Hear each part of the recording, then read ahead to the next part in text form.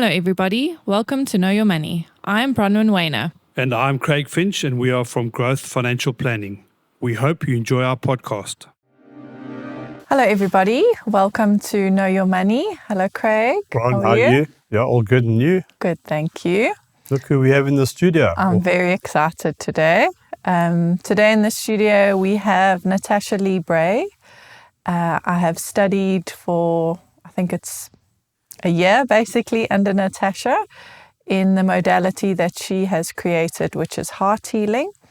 So welcome, Natasha, and thank you for being here. I just want to share with the world what it is heart healing is and what you do, and maybe you can share how you came up with it. Lovely to have you here. Hi, Natasha. Thank you. Hi, both. It's so great to be here. Thank you for having me on today. Right, where to start? There's such a big backstory behind it, but what is heart healing? First of all, heart healing is a therapeutic method that it takes place in the subconscious state. So for anyone who isn't aware of what that is, it's a deeply meditative state. So you are put into this state to receive the method. And it's a combination of scientific, spiritual, and energetic healing techniques all mixed together to create a very powerful transformation for the person receiving it in as little as 1 hour. And it's really based on healing something I call the universal wounds of the heart.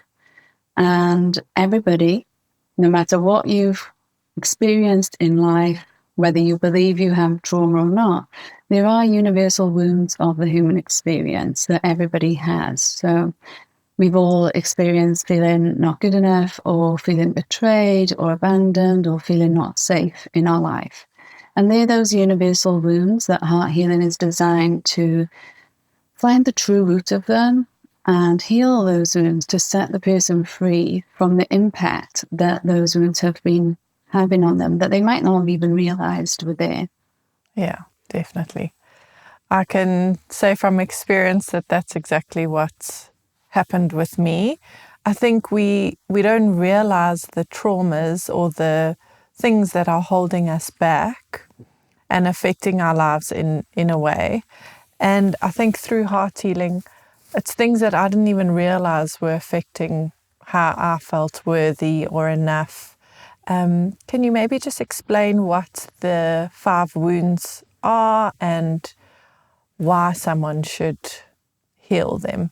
Yeah, sure. So there are lots of different universal wounds, of course, but there are 5 key ones that I discovered through my own personal healing journey and also all the clients that I've worked with. The most common ones that come up time and time again that seem to be really impacting people's lives and relationships and their careers and their success. So those 5 wounds, I'll just outline them and then I'll go a little bit deeper into each one. So we've got the enoughness wound, the worth wound, the trust wound, the acceptance wound, and the love wound. And the love wound. What, the love wound? Yes. Okay. Yes, the love wound. So starting with the enoughness wound, then again, all of these wounds are universal, which means we all have them to a varying degree. But we'll have one wound usually that is the most prominent one for us that has been affecting us through our lives. And we don't always know that these wounds are impacting us. So the enoughness wound is when we don't feel enough just for who we are. And, maybe something happened in our childhood. It's not always the big traumas. It can be things like being compared to a sibling throughout your life or through your childhood, or not feeling good enough compared to your friends in school who perhaps might have been getting better marks than you, for example. So it can be little things like that that really do have a lasting impact on how enough we feel. And because it can often be little things, we don't always realize where that feeling comes from, but that feeling can be re-triggered in different situations throughout life. The same with the other wounds. Again, yes, of course, it could be big traumas that are behind them, but quite often it can be what we call little t traumas, which are not really the things you would think of as an adult as being traumatic, but they were impactful as a child. So the love wound is the belief that you're just not loved for who you are. And lots of people think, I know I was loved, but I didn't feel loved as a child. So it's the knowing and the feeling that deep down you are lovable unconditionally just for who you are. And many, many people don't actually feel that. And how that can show up is fear of abandonment, people pleasing, feeling like you have to change who you are to be loved by other people. We have the worth wound, which is when you feel that you are not worthy or deserving just for who you are, and not worthy and deserving of good things in your life. And that can link with money and success as well. The trust wound is feeling that you can't trust others, the world, or yourself. And something has happened, usually some form of betrayal or a broken promise at an early point in your life that has caused that trust wound. And the final one is the acceptance wound, where you just feel that people won't accept you for the real you. So you change who you are to fit in and to be liked and accepted by everyone around you. And that one is often caused by experiences of rejection. Natasha, do these experiences always manifest as a child, or can they come through somewhere else as an adult? Yeah, that's a really good question. What we tend to find is the root cause, so the very first time you experienced it, does manifest in a childhood relationship. Because one of the key differences with heart healing is we heal the relationship that caused the wound, not necessarily the experience. So usually the root of the wound, when this very first began, is in childhood. A lot of our beliefs about ourselves develop in the first 7 years of our life. But later experiences through life will compound that wound. So you could have had experiences as an adult or relationships as an adult that have made you feel not enough, for example. But the way we would heal that pattern is to find the origin of the pattern, which is very much often in those much earlier years of our lives. And to find those patterns or what the wounds are, do you go into a meditation state? How does a person even know they've got those wounds? So usually they're experiencing some symptoms in their life that indicate there is a wound that is impacting them. So not feeling good enough, some of the symptoms of that might be confidence issues, or not putting themselves forward for promotions or better jobs that they might want, for example, or not going for their dreams. Maybe they want to start a business. So, for example, you'd hold yourself back because part of you doesn't feel good enough. Usually there's symptoms for each wound that help me as a therapist and the practitioners that I train to identify what wound is going on here that's most impacting this person. And what we would do then is we put the client into the subconscious state, so that's a deeply relaxed meditative state, and then do almost like doing therapy or counseling, but within that state. And the benefit of that is you bypass the conscious mind and go to the deep subconscious and on the heart level, where you can access stored memories that are not available through normal counseling or talk therapy. People often compare it to doing years of therapy in one session or 6 months of counseling in one session because it's so powerful. And it's within that stage, you guide the client into the heart and reveal the relationship that caused the wound. So we work with healing the relational trauma behind the wound, because my belief is that it's not the experiences that we have that causes trauma, it's the person involved that creates the trauma. And that's an additional layer of trauma that impacts our relationship with ourselves and our identity and the beliefs we form about ourselves. So sometimes the way I describe that is you might be, and this is a, awful thing to happen. You could be attacked by somebody in the street, for example, and that would be a very traumatic thing to experience. But if you're attacked by somebody who's meant to love you and keep you safe, who's meant to be an important, close relationship with you, there's an added layer of trauma that deeply impacts your identity and your beliefs about yourself, your worth, how lovable you are, that just wouldn't be there in a different, sort of being attacked by a stranger, for example. So it's this complex layer of relational wounding that we work with in heart healing that has just revealed how powerful that actually is in creating rapid change. So we reveal the relationship in the heart that has caused this heart wound. Then we work with healing the relationship to free you from the impact that's had on your identity, essentially. And is it easy for anybody to get into that state of deep in your heart, or that next layer? It's not hypnosis, am I right? It's another state of awareness, but deeper. Yes. Is it possible for everybody, or are there people who go, I can't get down there? Definitely, there have been times where some people will struggle more to get into that deeply relaxed state. But there's things that we can do in advance to help them feel safer around that. So I teach my practitioners how to make sure that the client is ready and able to go into that state way before we even get to the session. And really it's about safety, helping them feel safe and relaxed. And so there's multiple things we do in advance that help them feel safe to go into that place with you as the practitioner. And I think something to note is that maybe you can share a little bit more, but Natasha was a social worker, and you did a whole bunch of other things, and you've just kind of taken that lens and taken it deeper. And I know this is a money podcast, but for me, I am a financial planner, but I do see that there's a human behind it, and that you do have to take it that level deeper to truly help someone change their environment with their money or themselves. So maybe you can explain a little around the social working and how you found this way of doing things, helping people more. Yeah, sure. Thank you. Yes, I got a large background in psychology and social work.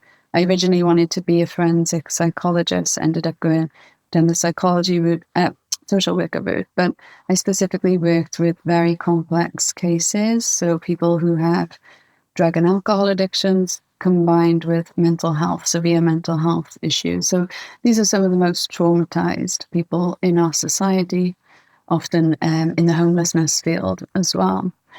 And I think through that work, I just realized how significant trauma was in these people's experiences, and the problems that they were having because of their past. And nobody seemed to really be helping with the true root of the problem. They're willing to chuck medication at it and, trying to rehabilitate them, etc. But nobody was ever solving what caused the person to have those symptoms and feel the need to use drugs or alcohol in the first place.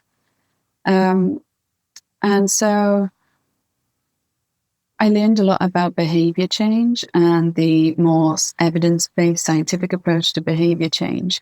But it was also through my own personal journey of healing my past. I grew up in poverty and chronic childhood abuse, and going through my own healing journey that I was able to find the benefit of also incorporating some of the more spiritual techniques in with scientific techniques to really amplify the transformation that's possible. Yeah.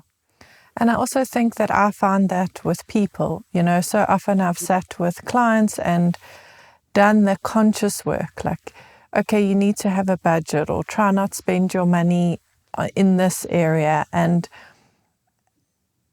I give them everything, and I try and give them the most that I can to help them create this life and this world that that they're deserving of. Mm-hmm. But they come from that poverty mindset or something like that. And nothing I say was ever changing that relationship with any clients until I started incorporating heart healing into it as well. And the results are phenomenal, because now they've been able to change their behavior with financial planning, but also have a plan in place, knowing exactly what the next steps are. Do you maybe have any examples of testimonies of obviously, first off, from a financial perspective, how heart healing has changed people's lives financially, but also some testimonies of people in relationships and other areas of their life? Yeah, I'm so pleased that it's helping your clients more. And I truly believe and have seen that our relationship with money is most affected by our relationship with ourselves. And so because heart healing changes your identity, changes your relationship with yourself, it then ripples into every relationship you have in your life. Now, money is a big one. Money is a big relationship that we have. And I've seen that other places too, where even in my own journey, I would do the money work, but couldn't hold on to money or would sabotage it again and not understand why I was doing that with all the willpower in the world to try and change that. And it was only really through healing my heart and healing the hearts of others, I saw how significant that was in terms of money transformation. Because when you heal your heart, you feel worthy of having that money. You feel deserving of money. You don't feel the need to sabotage it or yourself. Again, the different wounds can have different impacts on your relationship with money. There's so many money transformation stories for clients. It's hard to know where to focus. So I mostly personally work with entrepreneurs through my own heart healing work, but my practitioners work with lots of different client bases. I've had people go from earning a few thousand a month in their businesses to making 7 figures within 15 months because they have healed their heart and expanded their ability to actually receive the money that they desire, and they're no longer sabotaging that anymore. So that's a very big transformation, of course, over a longer period of time. But sometimes people will have one session and they'll immediately see a change in their ability to receive more money through their businesses. So their sales increase, they feel more confident to raise their prices as well. And so the income will increase because of that. They're no longer overgiving and undercharging. We've had people receive out of the blue bonuses in their careers when they were in employment that they weren't expecting, that they believe came from the energetic shift of heart healing and feeling more able and worthy of receiving. But as I said, it doesn't just affect your relationship with money, it affects your relationship Absolutely. with everything, right? So that's with people, of course, as well. Romantic relationships can change dramatically because you're no longer projecting your past trauma and especially your past relational trauma onto the people in your life that you have in relationships with today. And what I find actually the most influential relationships, both with money and with romantic partners, is relationships with our parents and how those relationships impacted us. The patterns that came from those relationships both affect our view of money, but also how we receive money as well. And I think as time has gone on, every problem we have in our life is actually a receiving issue. We don't know how to receive, whether that's from others, whether that's money, or we don't feel worthy of that receiving for whatever reason, and we sabotage it again. So when we heal our heart, we're able to feel worthy of the love that we receive. We're able to feel worthy of more money. We're able to actually hold on to that money and that love without sabotaging it or without pushing it away again. A lot of people have the belief that you can't have love and money. And so sometimes you'll find you'll sabotage one if you get an influx of another. So they might feel like their romantic relationships go really well, but they can't have the financial success or career they want, or vice versa. Amazing. So you say you can have both?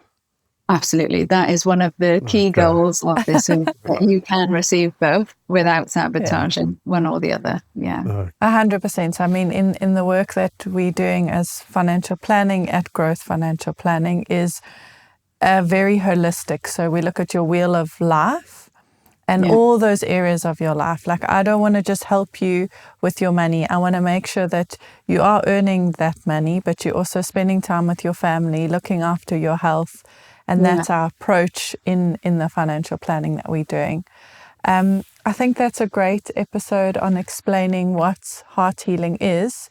Maybe in our second one, we can dive a little bit deeper and see how it's relating to finances and yourself, because you, like you say, your relationship with yourself is an effect on your money.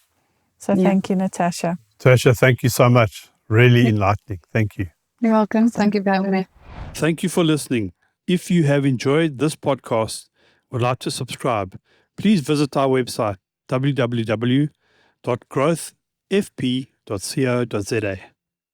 The information we have provided in this podcast is our personal opinion. For more detailed information, please discuss your financial situation with a financial planner.